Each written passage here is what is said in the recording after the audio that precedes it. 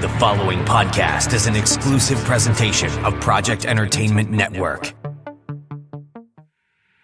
Three Guys with Beards. The Project Entertainment Network store, featuring t-shirts, mugs, stickers, hoodies and more from your favorite Project Entertainment Network podcasts. Ink Stain Scribbler's Rest. The Horror Show with Brian Keene. Why not show your loyalty by wearing a cool product from the podcast group and show off to your friends? It Cooks. Armcast. The Mondo Method Monster Attack. Necrocastical. Go to projectentertainmentnetwork.com and click on the store tab for more details. The Liars Club Podcast. Bizarre. The Lunch Ladies Book Club. Matters of Faith. The Project Entertainment Network store, stacked with stuff from the best podcasts on the internet.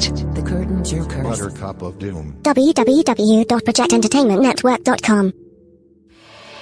Hey folks, Brian Keene here. You know, summer's over. We're entering the fall and then the winter. Halloween's coming up, Thanksgiving, and then of course the holiday shopping season. Speaking of the holiday shopping season, let me tell you about subculturecorsets.com. They've got everything you need for everyone on your list for this holiday season. Clothing, accessories, gifts, books, you name it, they've got it. They sponsor every show on the Project Entertainment Network, including this one. So please give them your business. Visit subculturecorsets.com. Project Entertainment Network presents You Gotta Be Kidding, debunking today's modern myths, with hosts, speculative fiction writers Skip Novak and Tom Clark, Bigfoot, Elvis, Illuminati, JFK, New World Order, Flat Earth, reptilians, all popular modern conspiracy theories, all complete bullcrap, and we'll tell you why. You gotta be kidding. A patron-exclusive podcast for Project Entertainment Network. It's all lies, every word of it. There shall come a podcast like no other. Defenders Dialogue with Brian Keene and Christopher Golden. Marvel Comics' original superhero non-team convenes once again. The Incredible Hulk, the Savage Submariner, the Master of the Mystic Arts, Doctor Strange, and a dynamic supporting cast of Marvel superheroes battle against evil as the Defenders. Without further ado, true believers, here's your hosts, Brian Keene and Christopher Golden. Excelsior! Excelsior, true believers, and welcome back once again to another episode of Defenders Dialogue. I am Brian Keene, flying solo this week.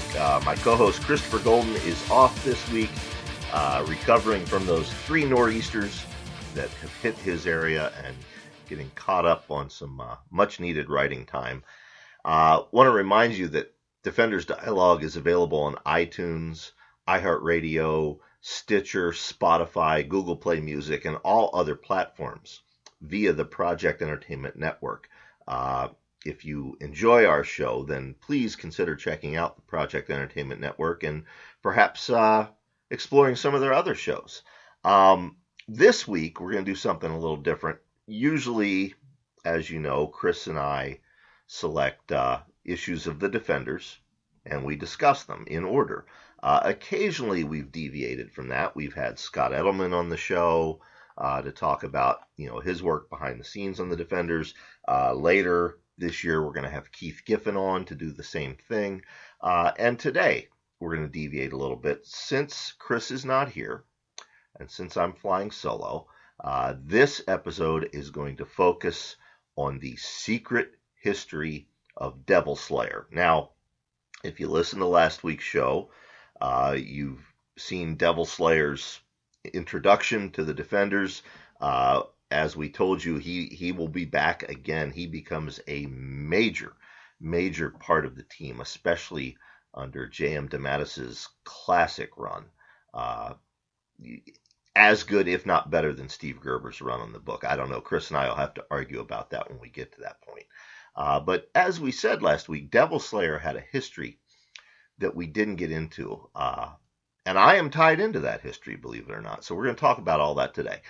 Devil Slayer was created by David Anthony Kraft and Rich Buckler. Now, as you know, Kraft is the writer on the current issues of Defenders that we're talking about on the show. Now, what Devil Slayer was, he started out, he wasn't a Marvel character. No. Kraft and Buckler had created him for one of Marvel's rivals, a company called Atlas Seaboard. Now, they were a very short-lived comic company. I guess it was early 70s, like 73, 74, 75. But they were on the newsstands competing with not only Marvel, but DC and Charlton and Gold Key and Archie and all the others that were still publishing at that time. The character that Kraft and Buckler had created for Atlas Seaboard was called Demon Hunter. Demon Hunter lasted exactly one issue. Okay, and basically it was this guy. He was a Vietnam vet turned mob assassin who ends up working for this cult of demon worshippers. As I said, it lasted one issue. Atlas Seaboard collapsed, just completely collapsed, and it ended on a cliffhanger. So on his first day back at Marvel Comics, Kraft bumps into Rich Buckler in the hall, and the two of them talk about Demon Hunter. What they did, they changed his costume colors. They didn't want to, get in any sort of copyright infringement trouble, so they changed Demon Hunter's costume colors. Buckler changed the design of the costume a little bit, and instead of calling him Demon Hunter, they call him Devil Slayer. Devil Slayer, as we mentioned last week, his first appearance is Marvel Spotlight 33, which came out April of 1977. If you read that issue, keep in mind, for the Marvel Comics fan, this is their first introduction to Devil Slayer. But if you read that issue, it's a direct continuation of, Atlas Comics Demon Hunter. It's everything that would have happened after that first issue.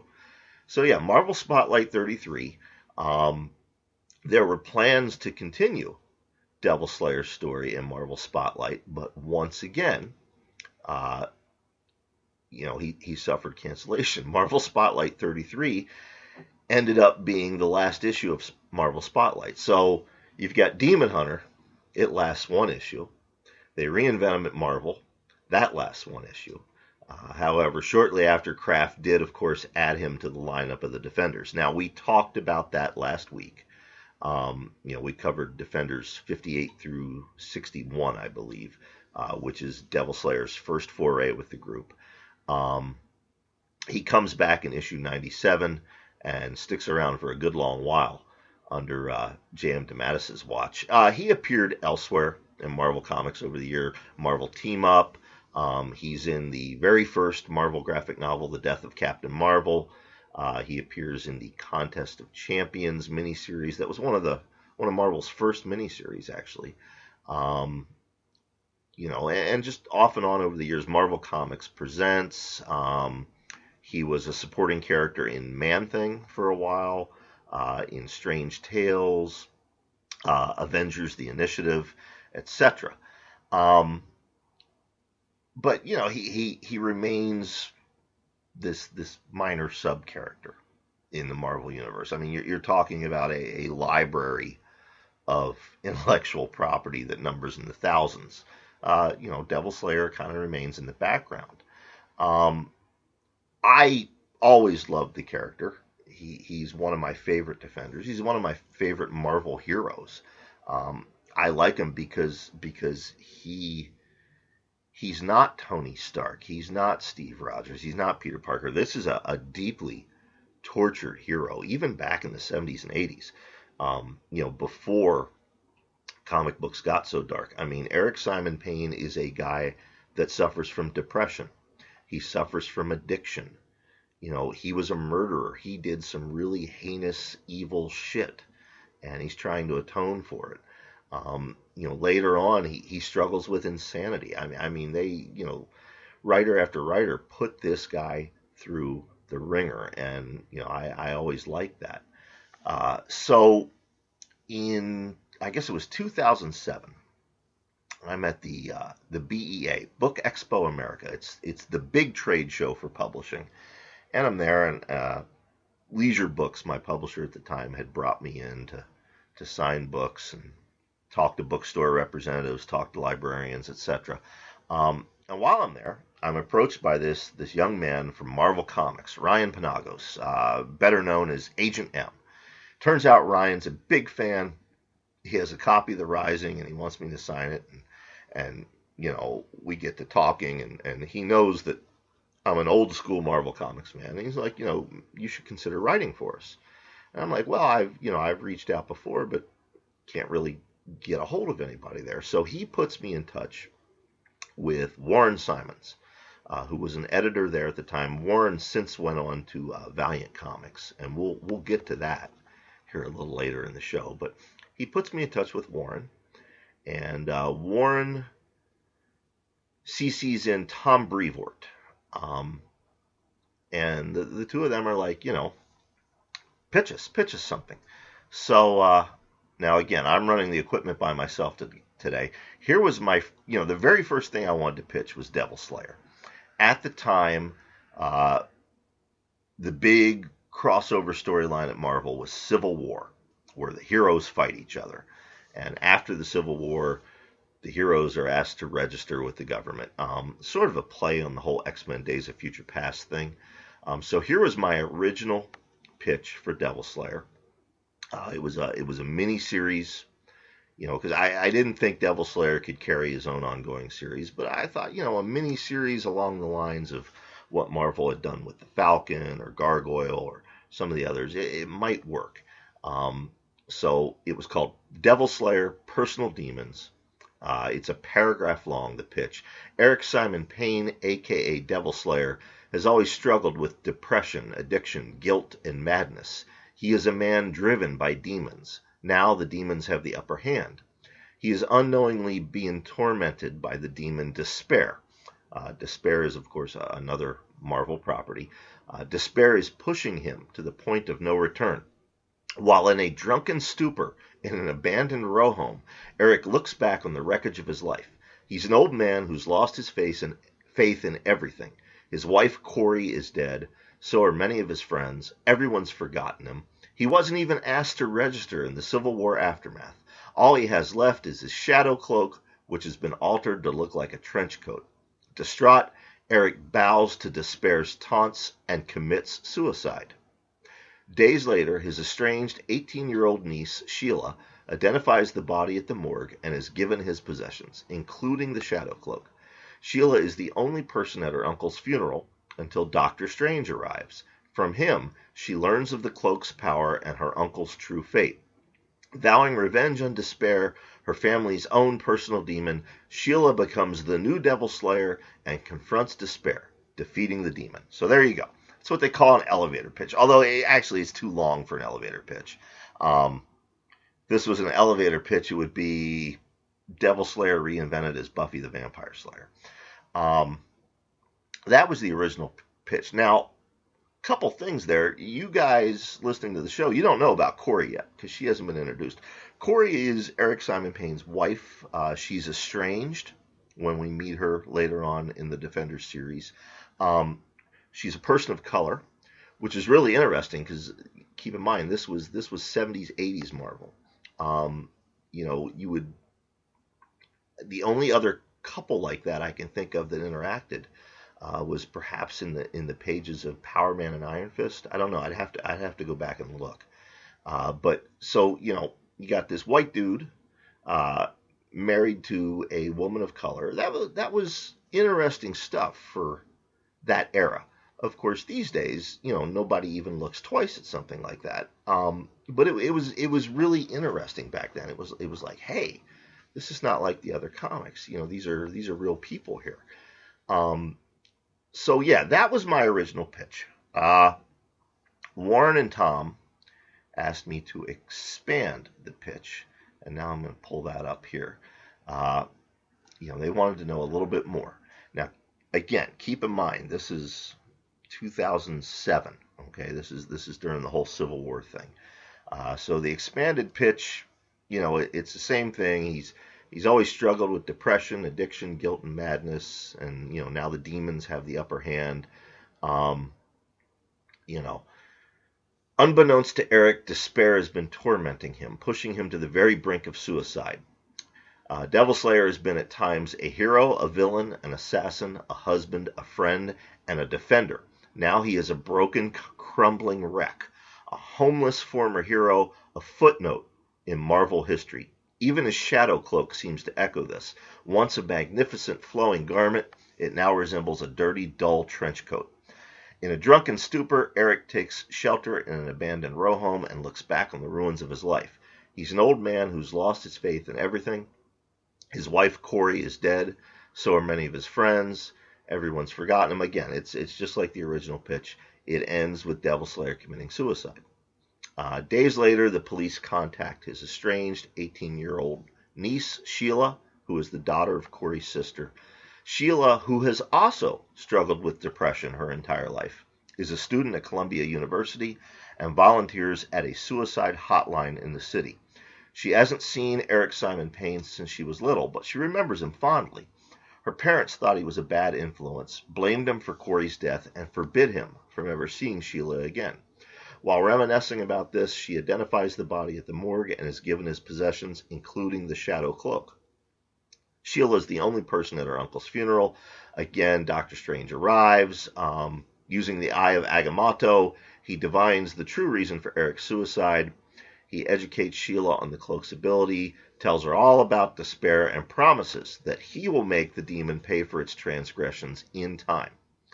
But Sheila ain't having none of this. She's unsatisfied with the answer, desiring instant retribution, and she vows revenge on Despair, her family's own personal demon, thus becoming the new Devil Slayer.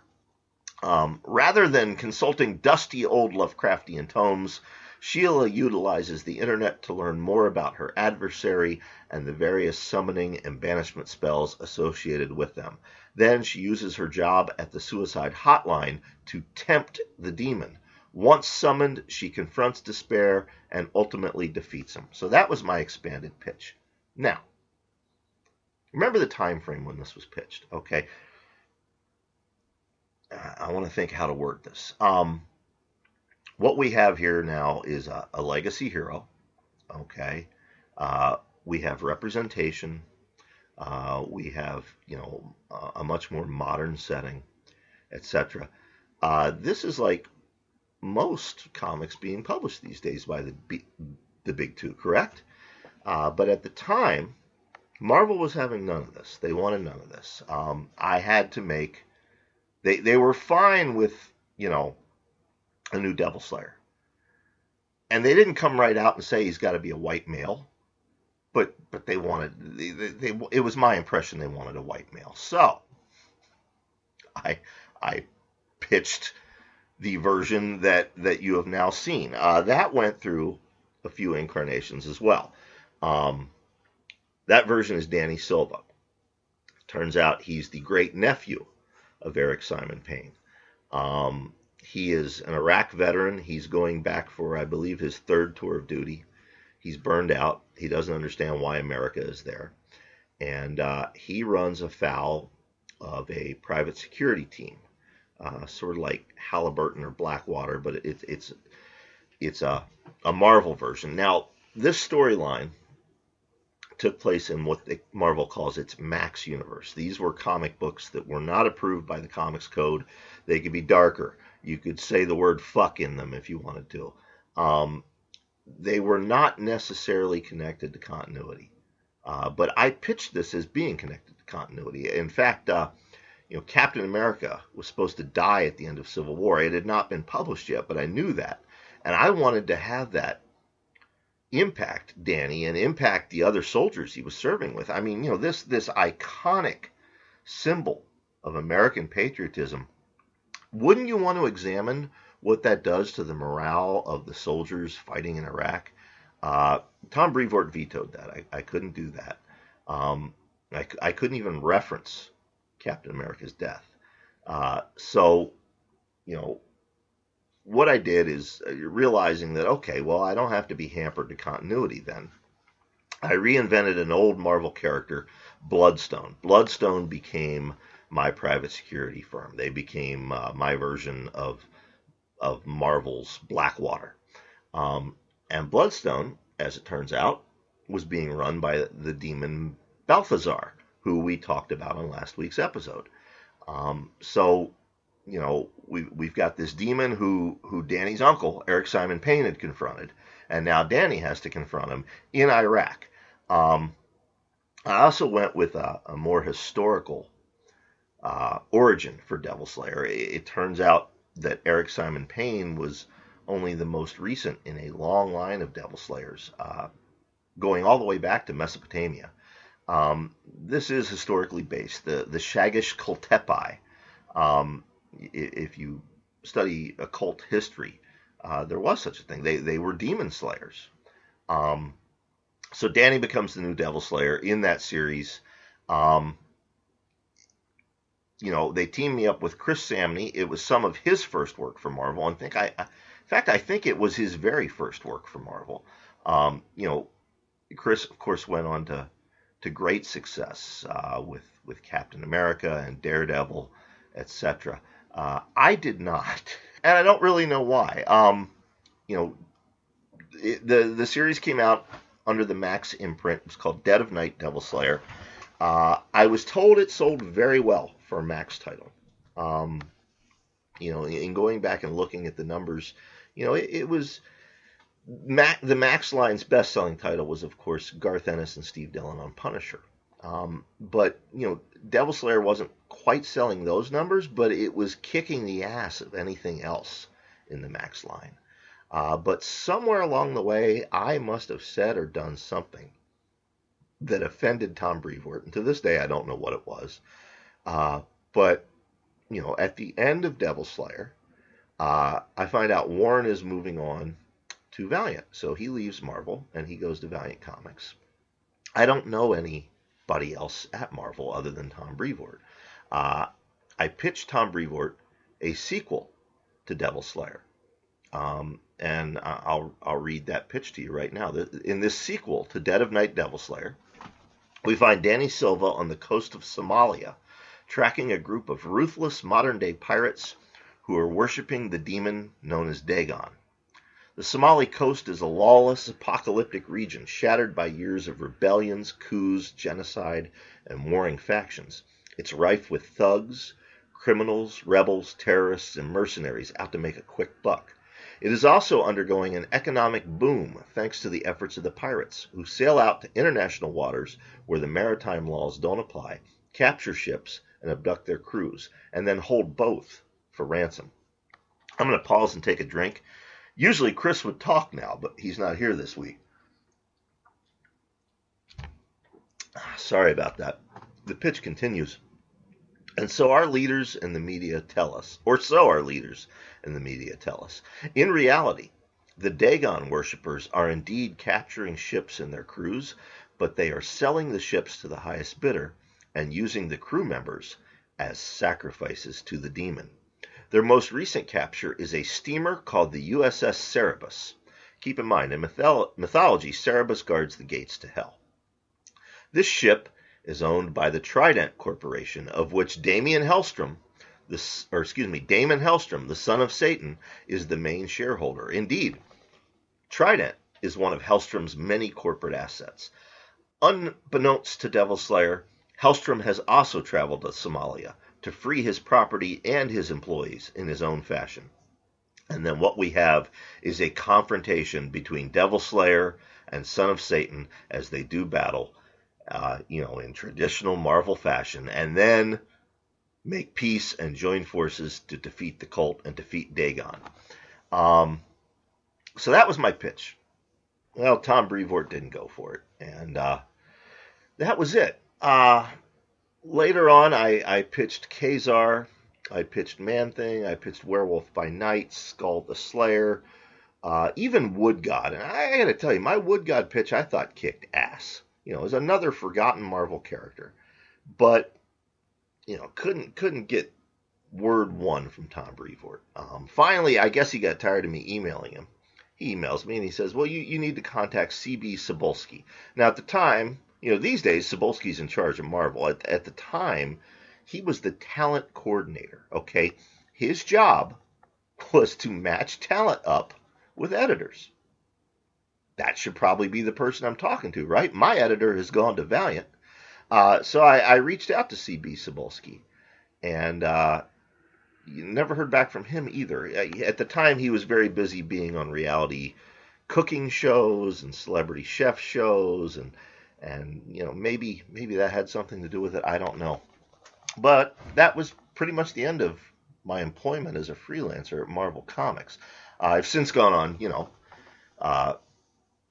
with DC, in between novels, when I've got some free time, DC reaches out, and if I can do something for them, I do. I did a 25 issue run of a complete series with Antarctic Press, one of their biggest selling titles ever. I've done some stuff for Dark Horse. Rachel Deering and I did something for Archie that we got paid for. Unfortunately, it never got published. But yeah, the Marvel thing, I still don't know what happened there. If you ask me, I don't know. Obviously, I must have offended Tom Brevoort in some way. Maybe it's because I don't hang out on his fucking Tumblr or something. I don't know. But anyway, that is the history of my involvement with Devil Slayer. We haven't seen Devil Slayer used very much since, I guess, Avengers: The Initiative. I don't know. I as Chris and I have discussed on the show, I don't read the current Marvel stuff. It's not for me. It's not written for me, and that's okay. I'm a 50-year-old man. I don't know that it should be written for me anymore. But I don't know if they've used Devil Slayer. I don't know if maybe he popped up in Kate Leth's Hellcat series. That would have been a good place for him. But yeah, you're going to be hearing and seeing a lot more of him in upcoming episodes of Defenders Dialogue. It's a short show today, but that's okay. If you are interested in all those pitches that I just told you about, I do have here, I just found it as I'm talking into this microphone, I found a partial script for the original Devil Slayer Personal Demons. It's only the first 2 pages. I had started working on it just in case Warren and Tom said, yes, we want this. They did not. But if you guys are interested, maybe I'll put that up on my website for everybody to see. Give me a shout on Twitter or the Horror Show with Brian Keene Facebook page, and I'll let you know. Maybe we can do that. Anyway, thanks for listening. I want to remind you that if you enjoy Defenders Dialogue, there's some other shows you might enjoy. Chris Golden, my dear co-host here, he has another podcast called 3 Guys with Beards that he co-hosts with author James Moore and author Jonathan Mayberry. And I, of course, have the Horror Show with Brian Keene that I co-host with Mary San Giovanni and Dave Thomas. Both of those are available via the Project Entertainment Network. They're available wherever you listen to Defenders Dialogue. I also want to remind you that our engineer, Tommy Clark, who makes us sound good every week, he also has a podcast. It's called the Necrocasticon, also available on the Project Entertainment Network. And one more time, Defenders Dialogue is available on iTunes, Spotify, Stitcher, Google Play Music, and all other platforms. If you listen to us on iTunes, please consider leaving us a review. Even if you don't listen to us on iTunes, if you have iTunes, but you listen to Defenders Dialogue via another medium, if you could go to iTunes and leave us a review, that would really help us out too. It helps out with advertising dollars and stuff like that. So until next week, true believers, Excelsior, and we will be back with Chris and your chance to be a Defender for a day. Project Entertainment Network presents My Favorite Story, an anthology featuring short fiction written by the hosts of the Project Entertainment Network podcasts, with Mary San Giovanni and Brian Keene from The Horror Show, Chuck Border, Aaron Sweet, El Mahore, and Armand Rosamilia of the Mando Method, Jeannie Engel of Origins, Bizung's Mr. Frank, Tom Clark from Necrocast on It Cooks, Amber Fallon, 3 Guys with Beards, Christopher Golden, Jim Moore and Jonathan Mayberry, The Buttercup of Doom, Kelly Owen, Matters of Faith's Jay Wilburn, John Urbancic of 8 Stains, My Favorite Story, a podcast author anthology from Project Entertainment Network, available on Kindle, Nook, and soon in paperback from the Project Entertainment Network store. This has been an exclusive presentation of the Project Entertainment Network.